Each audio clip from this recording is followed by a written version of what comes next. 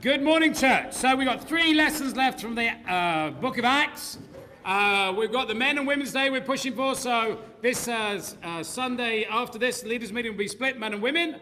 And then on midweeks, we'll have split men and women. The men will be around the city at various different places. And just so we get the most out of Scotty before he leaves to Samoa, I think he's preaching basically every lesson up until he leaves. Amen.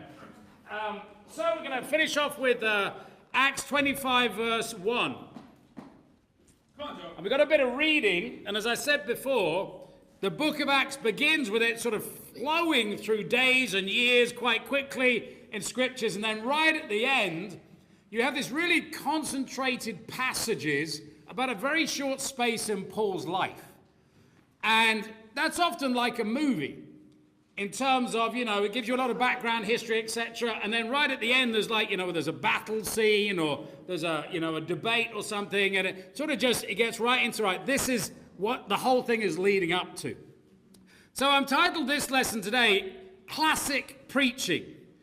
Because, we go, well, how should we preach? What should we preach? This is a real example of Paul going, you know what, if you want to know how to pull a sermon together, let me just write down a sermon that Paul did. But to give you some introduction, in chapter 25, verse 1, it says, 3 days after arriving in the province, Festus went up from Caesarea to Jerusalem. So on Wednesday, we talked about how Felix was the governor. Now it's changing because this guy called Festus. And it says, where the chief priests and the Jewish leaders appeared before him and presented the charges against Paul. They requested Festus as a favor to them to have Paul transferred to Jerusalem, for they were preparing to ambush to kill him along the way. So I don't know if you can remember, but they tried to do that before under Felix so that they could kill. Okay, and those guys that said we're not going to eat, okay, until we kill him. So I presume they're sort of half starving right now going, here's our next opportunity. And it says, Festus answered, Paul is being held at Caesarea, and I myself am going there soon. Let some of your leaders come with me, and if the man has done anything wrong, they can press charges against him. Now, just notice there, you can see a real Roman justice goes, if he's done anything wrong. The great thing about the Romans is they didn't try not to take sides because, they're trying to govern people. So he's going, well, hold on a second, I don't even know he's done anything wrong. So if he's done anything wrong. It says, after spending 8 or 10 days with them, Festus went down to Caesarea. The next day he convened the court and ordered that Paul be brought to him. When Paul came in, the Jews who had come down from Jerusalem stood around him. They brought many serious charges against him, but they could not prove them. Remember, we saw this theme about they were always emotional. They were always going, he's wrong, but they could never ever bring any proof. It's amazing how many people have so many opinions about things that just aren't true. I'll give you a classic. I was reading about Darwinism. Did Darwin ever say men came from monkeys? No. He never did. It was a Dutch guy. But how many people go, I believe in Darwinism, and he believes that men came from monkeys? No, he didn't. Never ever said it. In other words, we have so many opinions that are second-hand, third-hand, fourth-hand, 100-hand. So many people just haven't got a clue what they're talking about. It says, then Paul made his defense. I've done nothing wrong against the Jewish law or against the temple or against Caesar. Festus, wishing to do the Jews a favor, said to Paul, are you willing to go up to Jerusalem and stand trial before those there on charges? In other words, he didn't understand the situation. Paul answered, I'm now standing before Caesar's court where I ought to be tried. I have not done anything wrong to the Jews, as you yourselves know very well. If, however, I am guilty of doing anything deserving death, I do not refuse to die. But if the charges brought against me by these Jews are not true, no one has the right to hand me over to them. I appealed to Caesar. After Festus had conferred with his council, he declared, you have appealed to Caesar you will go. So Paul knew what was going on, even if the governor didn't. In other words, they were trying to get him from Caesarea down to Jerusalem so they could ambush him again and kill him. All right? But he's like, no. You're not going to get me that way. Sometimes as Christians, I think we don't think that we can defend ourselves. Right. Does that make sense? Yeah. So it says, if somebody hits you in the cheek, turn the other cheek. Great. But try and avoid being hit first.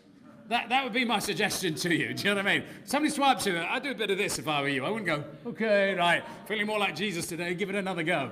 Okay. That's not what it's meant to be. He's saying if you're in a tight situation and you do get abused, well, hey, don't react. But that doesn't mean you seek actually to get yourself killed or get yourself into a bad situation. That would just be silly. Sometimes we have a false view of Christianity. And so he's off. He's like, okay, I'm going to go to Rome. I want to appeal to Caesar. If you think about it, what would be one of the greatest things you could do as a Christian? Wouldn't it be to sit down and try and convince the most powerful man in the world to become a Christian? Wouldn't it? You think that's actually what Paul's got in his head right now? He says, you know what? We study the Bible with a lot of people. And I'm praying to study the Bible with someone that's open. You know what? I wouldn't mind studying the Bible with Putin, Trump, and our Prime Minister. That's my prayer this week. That's pretty much what Paul had in his mind. Like, Caesar was the main guy in the whole world. Life over, you've seen all the movies, the gladiators, like death, life. I mean, that's the guy, right? Just one thumb up, one thumb down, that's it, you're over. Paul sets his ambitions high. Who are you praying to convert? You know what it's like? We don't want to pray about certain people, do we? Just in case. Don't want to pray about my parents. No. Because that means I might actually have to talk to them about God. That might bring persecution. I'll invite my co-worker on the left, but not my boss. That was inspired just what Mel did with her interview. She was sharing on Monday, how she just went for glory, and the guy that was ready to employ her, she went, okay. He's like, I'm giving you the job because you're a Christian. Is your faith that low? I appreciate Paul. And I think as we see the build-up of the whole book of Acts, that's really where it's going. It's going, guys, we're going to get to the very top of the known world. We may have started at the bottom in Jerusalem, which to the known world at that time, there was just these smelly, rebellious Jews over there, crazy people, not civilized, don't want to become Romans. You know what? We're going to get right up to the emperor, and we're going to have a go at the emperor. It's pretty inspiring. Point number 1, preaching to kings. It says a few days later, King Agrippa and Bernice arrived at Caesarea to pay their respects to Festus. So obviously, new governor, local king comes and goes, hey, I want to introduce myself. Since they were spending many days there, Festus discussed Paul's case with the king. He said, there is a man here whom Felix left as a prisoner. When I went to Jerusalem, the high priest and the elders and Jews brought charges against him and asked him to be condemned. I told them that it is not the Roman custom to hand over anyone before they have faced their accusers and have had an opportunity to defend themselves against the charges. When they came here with me, I did not delay the case, but convened the court the next day and ordered the man be brought in. When the accusers got up to speak, they did not charge him with any of the crimes I had expected. Instead, they had some points of dispute with him about their own religion, about a dead man named Jesus, who Paul claimed was alive. I was at a loss at how to investigate such matters. So he asked if he would be willing to go to Jerusalem and stand trial there on their charges. But when Paul made his appeal to be held over to the emperor's decision, I ordered that he be held until I could send him to Caesar. Then Agrippa said to Festus, I would like to hear this man myself. He replied, tomorrow you'll hear him. The next day, Agrippa and Bernice came with great pomp and entered the audience room with the high-ranking military officers and prominent men of the city. At the command of Festus, Paul was brought in. Festus said, King Agrippa and all who are present with us, you see this man. The whole Jewish community has petitioned me about him in Jerusalem and here in Caesarea, shouting that he ought not to live any longer. I found that he had done nothing deserving death, but because he made his appeal to the emperor, I decided to send him to Rome. But I have nothing definitive to write to his majesty about him. Therefore, I brought him before all of you, and especially before you, King Agrippa, so that as a result of this investigation, I may have something to write. For I think it is unreasonable to send a prisoner on to Rome without specifying the charges against him. So basically, this guy, King Agrippa, came, and Festus is in a little bit of a bind here. Why? Paul wants to be sent to Caesar. But he's done nothing wrong. So can you imagine going, I've got this troublemaker that I'm sending all the way from Jerusalem or Caesarea up to Rome before you, great emperor, and he's done nothing. So he's in a bit of a bind here. He's like, what do? I can't release him. That will make the Jews mad. But if I send him to Caesar, he's actually done nothing wrong. So he's calling this guy and said, you know what? I need your help. We need to sort of figure out a letter or something to actually accuse this guy of. That's when you think about it. What persecutions Christians get is absolutely ridiculous. I think when we face persecution, I think we have to really understand that. You go, what is it that we do wrong? Why are we affected by persecution? You loved me too much. You're just too loving. I remember somebody, we studied the Bible with them, and they said, I can't join your church, it's too loving. It's like, wow, okay. You love bomb me. I don't know what that means, but, you know, love bomb and bomb doesn't sort of go together. Bomb's always saying destroy people, right? And you're like, it's weird. It's only weird because the world is weird. You know, we can get used to abuse. It is one of the anomalies of the human nature, is that a man and a woman can be in an abusive relationship. A man can hit his wife. And yet if you go, your husband's no good. No, it was my fault. I shouldn't have been sassy, otherwise he wouldn't have hit me. And the human nature is just really, really weird when it comes like that. But what do we actually do? We go and help the homeless. We go and help the poor. We love each other. We counsel each other's marriages to make sure there's no divorces. We do pre-counseling. When people get married and they've got no money, we all right, okay, let's just make some food, stick it in the church, go, hey, it's a great wedding. And that wedding cost you $50. Amen. You try doing that in the world. Sometimes we get ashamed of what we are. We need to be proud of what we are. Without Christianity, hospitals came out of Christianity. Universities came out of Christianity. So you would not be healthy or educated if it wasn't for Christianity. I'm proud of the fact that universities came out of Christianity. I'm proud that hospitals came out of Christianity.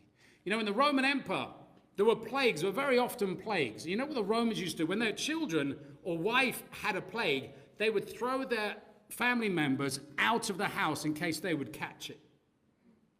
And what the Christians would do, they'd go and pick up all these people that were non-Christians and go and hospitalize them and look after them. That's what Christians do. We need to be proud of it. You know, Paul, though, was in front of these great people. I mean, here's the tent maker. Think about this scene.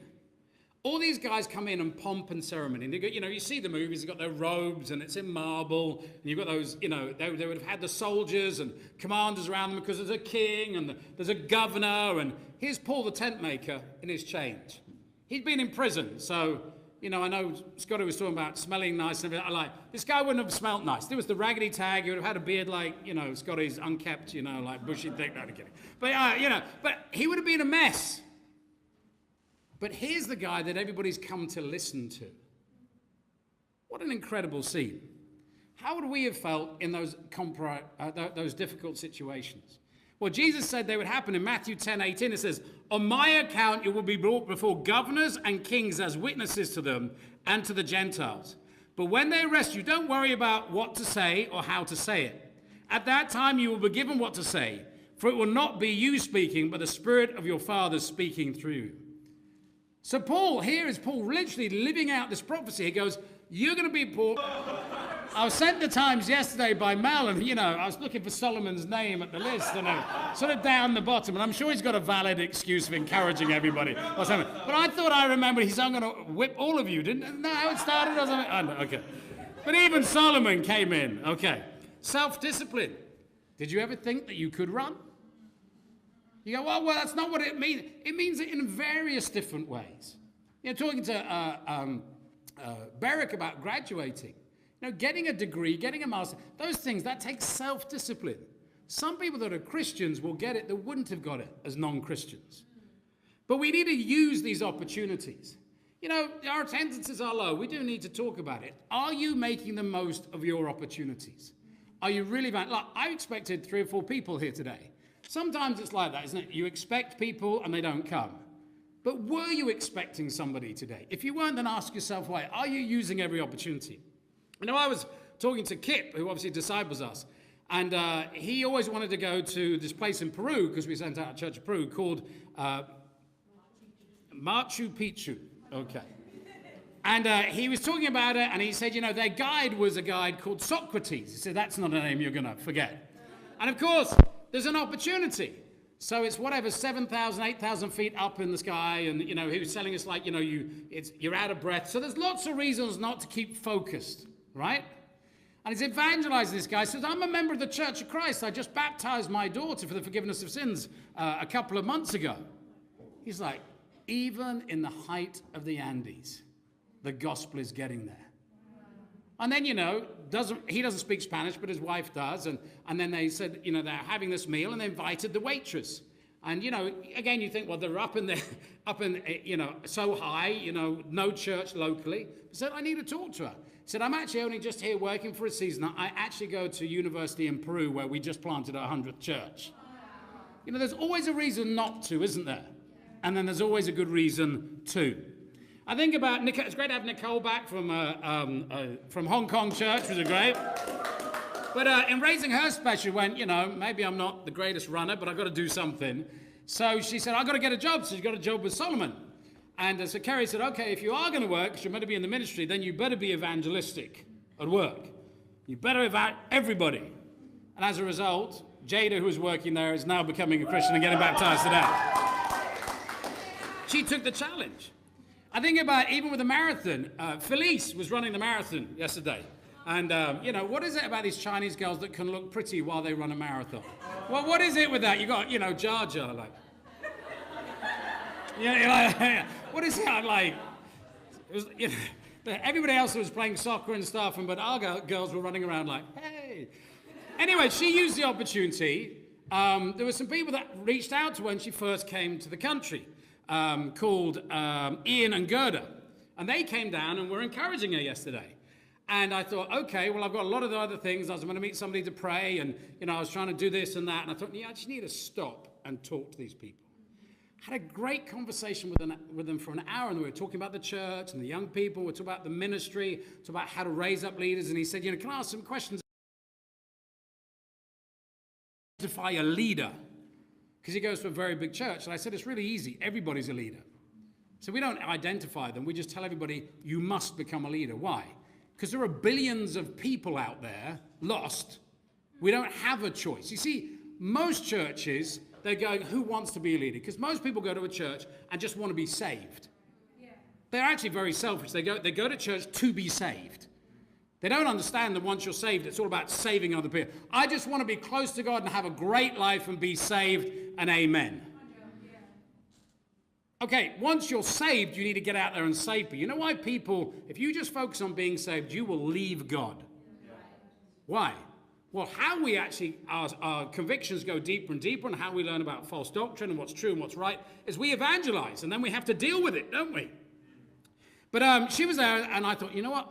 I really need to reach out. And we had this great conversation. I said, what are you doing? And they're teaching this big church. And I went, I need you to go for it. You know what? If you ever want to help all of us band of young people, apart from me, come and help me lead the church. And I talked about, we were talking about having cheese and wine, Bible discussions at our house, at our new house. And I said, would you like to come back? Do you like to drink wine? They went, oh, yeah, we used to live in Adelaide and everything like this. So, well, let's swap numbers. And then I was there last night. I went, they're a great couple. We're not going to have a cheese and wine thing, because we're going to various places for a long time. I just need to ask him. So I went, okay, how about getting together for dinner this week? He went, sure. Saturday or Thursday? I went, Thursday. So we're going to get together on Thursday. Come on.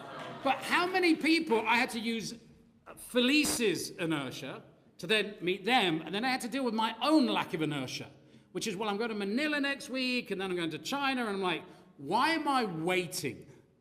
Why am I going, what about that? All the people around me, you can miss people. So in my new house with Kerry, I'm trying to meet everybody. So we've got the building manager, and then these two really great, I thought they were Indian guys. And they're obviously employed there, and they mop up, and they hoover and everything, and I'm like, I've got to reach out to them. So I'm going to say, hey, in the lift, I'm like, because people look down on cleaners, right? But you know what? There was a famous security guard in England who's actually now a president of a country in Africa. Just because somebody's cleaning today doesn't mean there's going to be cleaning forever. And actually, there's nothing wrong with having a cleaning job. Doesn't the Bible say I'd rather be a doorstop in the house of the Lord than, king in the house of the wicked? But I was just talking to Kandra, and he's like, I come from Nepal. I'm like, you know what? We're setting up a church in Nepal in a month, and even now there's like pictures of my friend Luke who's in Nepal spying out the land. You're like, man, this could be a missionary. I could be evangelized, cleaner to evangelist, cleaner to evangelist. You've got to look at people like that. Even just follow up. So I got a very encouraging text. I don't know if you remember, we've got the Mercy Day coming up, helping the homeless. But last year we did it, and there was a mature Chinese businessman there. I don't know if you can remember. I can't pronounce his name, but it's sort of Xiang, I think it is. And so we were reaching out to him. I know Wayne reached out to him. And he's been back and forth in China. I've been really reaching out to him. Hey, you're back, are you back, are you back? He texted me last night and said, I'm back, where's the church? What's happening to the church? Again, somebody who I was expecting to be here today, but maybe you got lost or maybe you got that. But you've really got to follow up with people. There's some people that have been in your phones for a year and you've given up on them. But if you met them this afternoon, you'd be excited about them. You've got to keep in people's life all the time. You know, even with Samoa, I just checked today, is Timotei getting baptized in Auckland today? And Sean said, yes, we're having an evening service. Timotei is getting baptized. But we've set the inaugural service date now, September the 8th. Samoa, if you've done your special, save up some money, let's go party in Samoa on September the 8th. Let's help the church. Maybe you know some Samoans, maybe you don't. You've still got time to find a Samoan. You know, we need to sell for Samoa, and we need to baptize for Samoa. Come on. You know, we all have these opportunities. Are we using them? I have to teach myself, disciple myself every single day. There's that bit of me that goes, be selfish, don't speak to people. And there's another bit going, be godly, speak to people. And then you get somebody's telephone number and you go, okay, you've got the telephone number, feel good about yourself and don't call them. Or feel good about yourself and let's turn it into a Bible study. You have to keep going through that emotion in your heart. Are you with me, church? Yeah.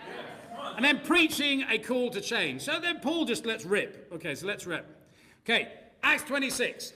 Then Agrippa said to Paul, you have my permission to speak for yourself. That is a dangerous thing to say to a preacher. Okay. I once went to a sermon and the guy went, taking off my watch. I recommend you do the same. I was like, oh baby, we're here for some time. No, it was Kip and we were at a conference, so I said, okay, all right. You know. Okay, it says, so Paul motioned with his hands and began his defense. So he's like, okay, you're sitting comfortably? Because I'm going to preach. Said, King Agrippa, I consider myself fortunate to stand before you today as I make my defense against all the accusations of the Jews. And especially so because you are so well acquainted with all the Jewish customs and controversies. Therefore, I beg you to listen to me patiently. He's going, King, come on now. It's time for you to personally listen up. Many people feel like when I preach, I'm speaking just to them. We've all had it, right? Yeah. You're like, did Joe listen in on my prayer this morning? You ever get that? You know what I mean? Actually, I'll tell you a trick about preaching. I try and put something in for everybody. I just list down everybody in the church and I go, okay, so they're struggling with courage. I expect they're struggling with prayer. And if I put everything in, I'm bound to hit somebody. There's the trick. Okay. So it's not just for you. It's actually, I'm trying to hit everybody. Okay. The Jewish people all know the way that I've lived ever since I was a child. From the beginning of my life in my own country and also in Jerusalem. They have known me for a long time and can testify. If they are willing that I conform to the strictest sects of our religion, living as a Pharisee. And now it is because of my hope in what God has promised our ancestors that I am on trial today. This is the promise our 12 tribes were hoping for to see fulfilled as they earnestly serve God day and night. King Agrippa, is it because of this hope that these Jews are accusing me? Why should any of you consider it incredible that God raises the dead? So Paul's main theme is here, and we'll get on to it, is that Jesus rose from the dead. That is what changes us, our belief in the resurrection. It says, I too was convinced that I ought to do all that was possible to oppose the name of Jesus Christ. And that is just what I did in Jerusalem. On the authority of the chief priests, I put many of the Lord's people in prison, and when they were put to death, I cast my vote against them. Many a time I went from one punished, and I tried to force them. Understand that? He's going, I knew that they were right deep down in my heart, and I wanted them to blaspheme. You know, nearly everybody that persecutes us knows it's true. Why? Otherwise, they wouldn't persecute us. If somebody goes, Liverpool FC is the greatest soccer team in the world, I just go, no, it's not. I don't then persecute them. Norwich City are the greatest soccer team in the world. That's my home team. Like, okay, Chidder is laughing at me. You see what I mean? You don't get upset about that. It says, many a time I went from synagogue to another to have them punished, and I tried to force them to blaspheme. I was so obsessed with persecuting them that I even hunted them down in foreign cities. Let me just talk to you today before I carry on. What are you obsessed with? Paul actually admits his part. He goes, I was obsessed. What are most people obsessed with? Sex. I remember at uni, I'd just get up and I'd lust. I'd go with my mates in a car and go, oh, she looks nice, and she looks nice, and she... People go, no, you weren't obsessed with it. Absolutely, I was obsessed with lusting. Yeah. That's all I did all day. And most men will go, yeah. Walk down the street and went, she's nice, wish she had less on, she's nice, she's nice, she's nice. And that's what I would do. I'd walk through the streets obsessed with lusting. Didn't even know I was doing it. Didn't even know I was doing it in terms of it was wrong. But that was what I was obsessed with. What are you obsessed with? Are you obsessed with your grades at university? I mean, you know if something's obsessing you because it worries you. You think about it every day. What about your career? Are you obsessed with fear? I'm so petrified of my life going badly. Let me put you to rest. It will. You're going to die. So at some point, it will. The only thing is how long it won't. And what happens after you die. But people are obsessed with all sorts of things. And they actually don't understand the damage it does. Some people are obsessed with partying. Okay? Some people are obsessed with, impressing other people. Some people are obsessed with movies. Some people are obsessed with music. You have to be really careful. You can get so obsessed by something, just like Paul, that you don't know the damage it does to you. The world will tell you this, and the Bible's very clear. What goes into you is what comes out of you. You cannot eat hamburgers all day and not get fat. Okay, there was even a movie about that, okay? All right, so you understand the principle. If you watch violent movies, guess what your heart will want to do? It will want to be, me and Jesse can talk about this all day long. If you watch the Vikings slopping off people's heads, all right, and then go, why do I struggle with anger? I'll give you a clue. You just watch somebody slicing somebody's head off. If you listen to music, all right, where there's lots of swearing in it, you go, why am I tempted to swear? I'll give you a clue. It's the music you're listening to. And it's funny about swearing is, I said this before, I like Eminem's music, Look who's back, back again, all that sort of okay. So when he releases them, there's no swearing in them. It goes, look who's back, beep, back up, beep, beep, again, okay. It's fine. I like this. Funky music. Okay, right, okay. And then you buy the album. And of course, there's no radio version. It's just beep, beep, beep, beep, beep, beep, beep, hi. Beep, beep, beep, beep, beep, beep, beep, beep, hi. I mean, it's like more swear words than not. I remember, bought it, put it on, $20, let's just throw it away. I remember it. And the worst song is where there's just one swear word, isn't there? So you're sort of singing along, this is great, and then just say one swear word, and that swear word goes round and round and round and round. It's true, like you can walk down the street and hear lots of swearing, doesn't register, but one swear word, man, it's almost like worse. I remember when I was in the mines, they used to give me $50 allowance a day, so I'd always stay opposite of JB Hi-Fi. Okay? So instead of actually spending the money on food, I'd take porridge with me and eat porridge, breakfast, lunch, and dinner, and buy all these CDs. And I went through every genre of music, saving on my iTunes every song that I liked that didn't have swearing or sexual references in it. So jazz, hip-hop, everything. So I have 32 days of music on my iTunes, this was before I was a minister, all right, with not a single swear word in it. Come on, that's extreme. Yeah, being godly is hard work. Yeah. Nobody said it wasn't. Right. Being ungodly takes no trouble at all. Yeah. But you know what? I don't struggle with beep, beep, beep, beep, beep, beep as I preach. Can you imagine that? I mean, I do have a fear of swearing. I say some stupid things sometimes, but that'd be pretty bad. And beep! Oh, okay, I'll sit down. Okay. I mean, when I grew up preaching, there was none of this being filmed rubbish, you know what I mean? Now we've got to look good, you know, they'll even figure out something to smell us eventually. You know what I mean? Great preaching, smell bad. I mean, I'm like, you can keep modern technology. Thank you very much. Anyway, carrying on the point. Okay. Says, on one of these journeys I was going to Damascus with the authority and commissioned to the chief priests. About noon, King Agrippa, I was on the road, and I saw a light from heaven, brighter than the sun, blazing around me and my companions. We all fell to the ground, and I heard a voice saying to me in Aramaic, Saul, Saul, why do you persecute me? It is hard for you to kick against the goads. Then I asked, who are you, Lord? I am Jesus who you are persecuting, the Lord replied. Now get up and stand on your feet. I've appeared to you to appoint you as a servant and as a witness of what you will see and hear of me. I will rescue you from your own people and from the Gentiles. I'm sending you to them to open their eyes and turn them from darkness to light and from the power of Satan, so that they may receive forgiveness of sins and a place among those who are sanctified by faith in me. Let's talk about the resurrection a second here. This is our main point. Why did Paul change? He didn't change because he heard about Jesus. He changed because he met Jesus, who was dead, resurrected.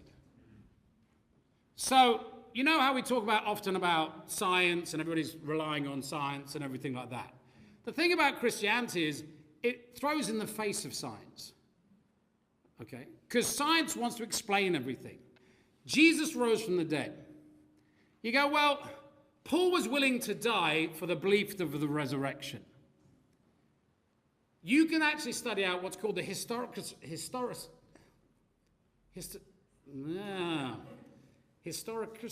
of Jesus. In other words, it's a word that explains this guy lived.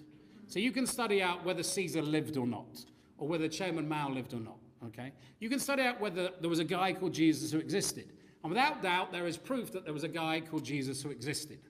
Right? Most people would not argue with that fact. The difference is that he died and raised from the dead. One of the most convincing proofs is how many people died for that. You go, well, lots of people die for religion today. They die for what they believe is right. So people will die for a lie. Okay, so obviously Christianity can't be true and Islam can't be true. Okay, it's because they contradict each other. So many people will die for Christianity and some for Islam. So they believe that Islam is right. Okay, but here's the difference.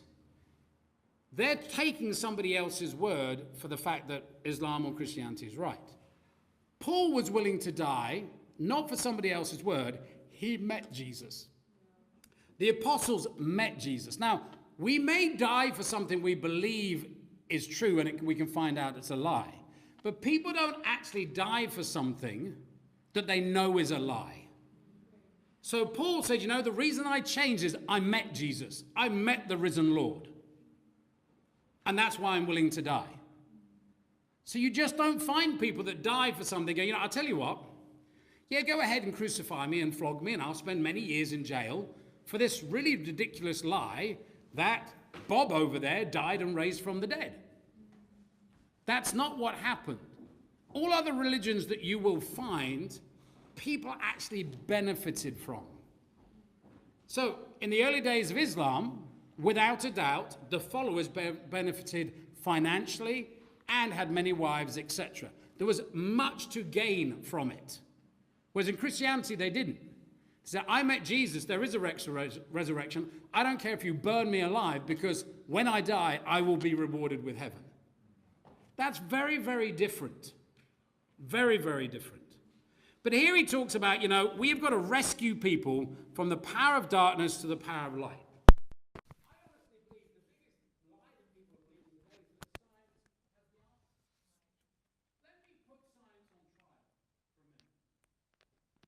Have we not found a pill that stops people getting depressed?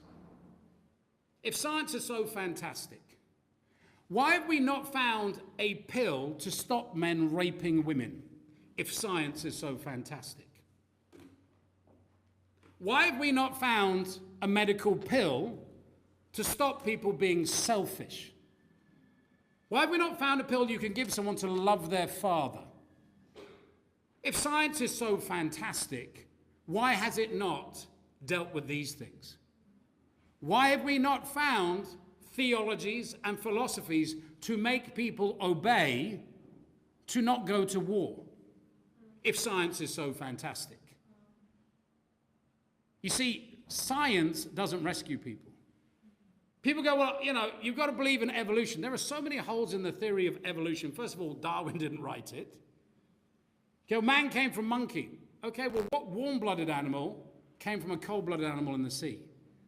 You have that famous picture, don't you? I think we're actually going backwards. They evolve and you've sort of got the monkey and you go like that. Okay. I think the phone is actually de-evolving us. You think about it.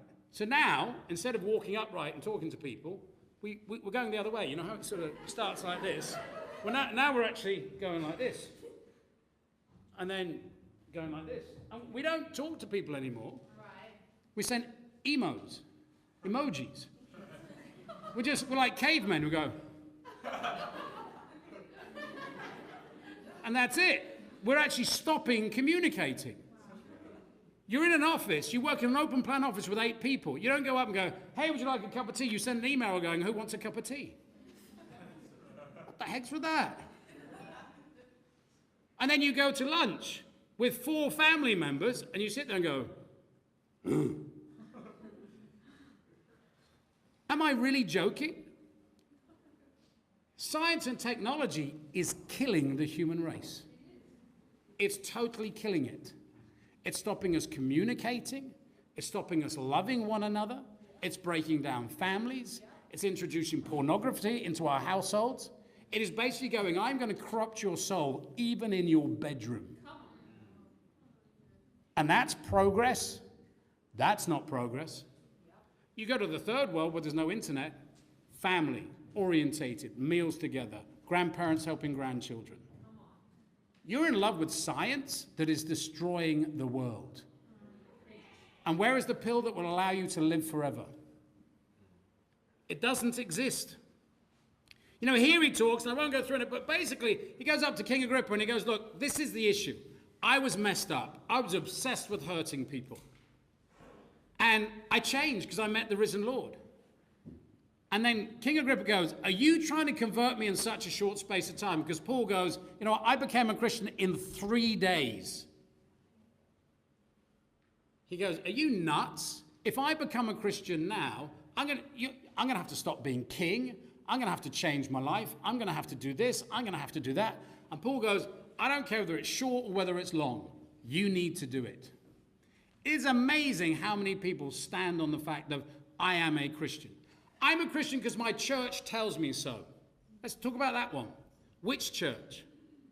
So you have the Catholic Church that said they were right, and then the Orthodox broke off from them, and they both excommunicated each other, but they both say, well, you know what? We have to trust the church over the Bible. Well, which one? Because they can't both be right, so either the whole of the Catholics are lost because they follow the church, not the Bible, or the Orthodox. And so the premise that they base their salvation on, that you need more than the Bible, is contradictory. Well, my parents tell me so. Or I'm a Christian because I pray. But then we sleep with other human beings outside of wedlock. And you claim to be a Christian? On what standard? Paul says is you need to turn to God and leave your sin. That's why they try to kill me. Understand this. And this is the ultimate preaching. Paul goes, I agree with you. I was messed up. Jesus is risen. Whatever you're holding on to, why? At the end, he just says, because everybody needs to respond to this. Yeah. On Judgment Day, every knee will bow before God. Yeah. And there'll be the atheists, and God will go, bow. And if they refuse, the angels will put their hand on them and make them bow. And make them bow. And there will be no, I don't like it. God will go, I don't care, because you didn't care. And there'll be all the other false religions. And we'll be there going, you know what? I'm looking forward to heaven. I'm glad I'm not with that. Not in a self-righteous way, because we know we've escaped through the flames. But Paul goes, you've got to understand. I am willing to go to Rome. I'm willing to die. I'm even willing to tell Caesar this. And this is almost like just a practice, right? He's got kings and governors. We don't actually, it's not recorded, what he said before Caesar or anything like that. But you're getting a build-up. Classic preaching.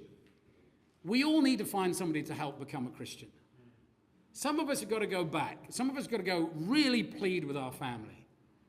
Here Paul is before those intimidating people. For some of us, going in our going to our family's home, sitting down with mum and dad and going, Mum, I've got to preach to you.